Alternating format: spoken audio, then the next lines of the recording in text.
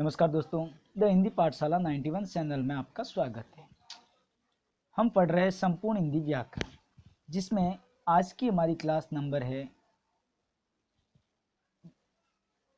52 यानी 52। और आज का हमारा टॉपिक जो है वो है मुहावरा, यानी आज मुहावरा पढ़ने जा रहे हैं। तो ये दोस्तों, बिना देर के आज की क्लास को हम शुरू करते हैं। बात चल रही है मुहावरे की, तो मुहावरा क्या होता है? यानी मुहावरा अरबी भाषा का शब्द है।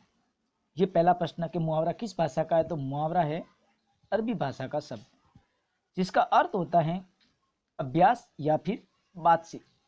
मतलब मुहावरा जो अरबी भाषा का शब्द है, उसका अर्थ होता है अभ्यास करना या फिर बातचीत करना।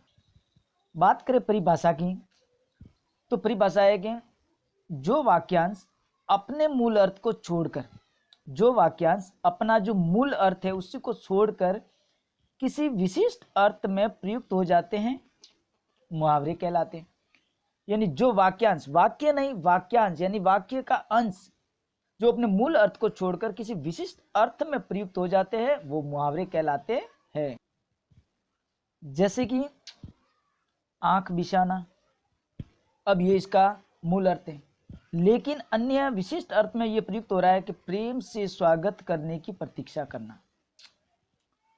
और उदाहरण है जैसे 9 2 11 होना, यानी कि भाग जाना, ये इसका विशिष्ट अर्थ हो गया।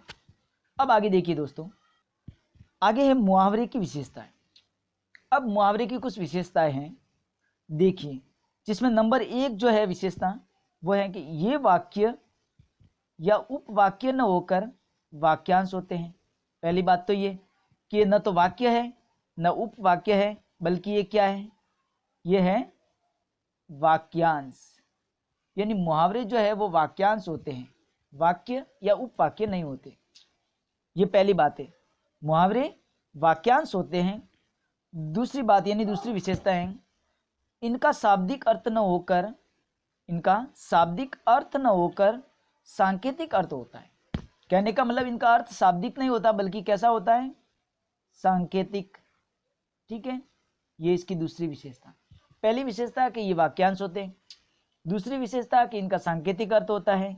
अब तीसरी विशेषता देखिए, तीसरी विशेषता है कि ये अपना अर्थ प्रकट करने के लिए किसी वाक्य पर निर्भर करते हैं।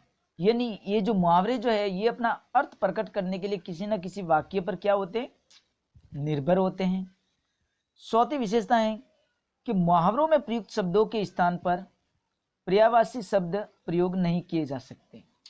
यानी मुहावरों के अंदर जो शब्द है, उन शब्दों के स्थान पर कभी भी पर्यायवाची शब्दों का प्रयोग नहीं किया जाता।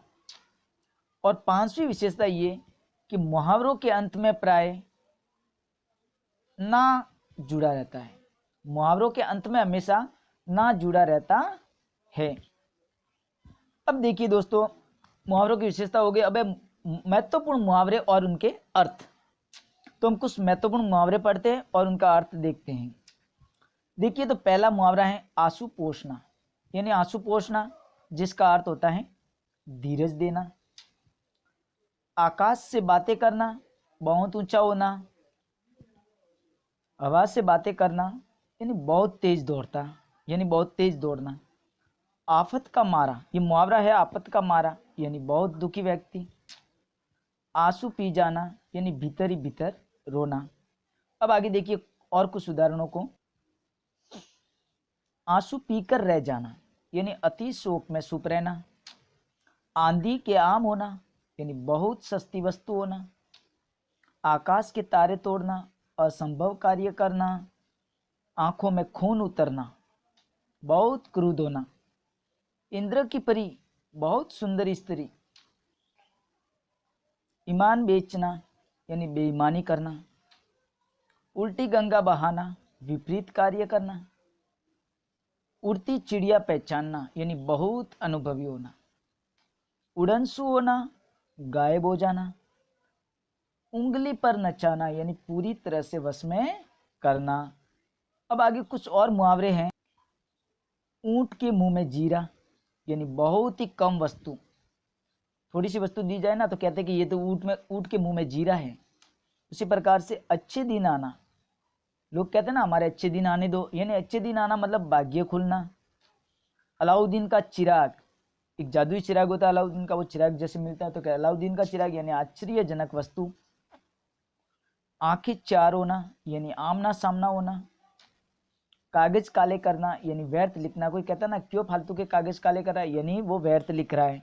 इसी प्रकार से आगे और उदाहरण है, ये महत्वपूर्ण मुहावरे है दोस्तों। आगे देखिए, किनारे बैठना यानी अलग होना। कोल्हू का बैल होना यानी निरंतर कार्य करते रहना। काला नाग होना यानी खोटा आदमी। कुएं में भांग पड़ना यानी सभी की बुद्धि भ्रष्ट होना। कुएं में भांग पड़ना यानी सभी की बुद्धि जो है भ्रष्ट होना।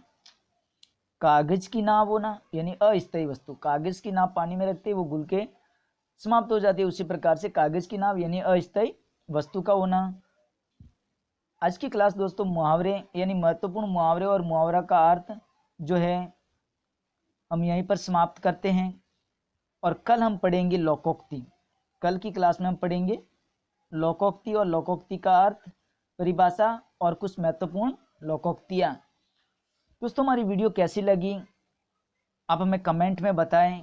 वीडियो को लाइक करें, शेयर करें और चैनल को सब्सक्राइब करें, और सब्सक्राइब करके हमें सपोर्ट करें। धन्यवाद।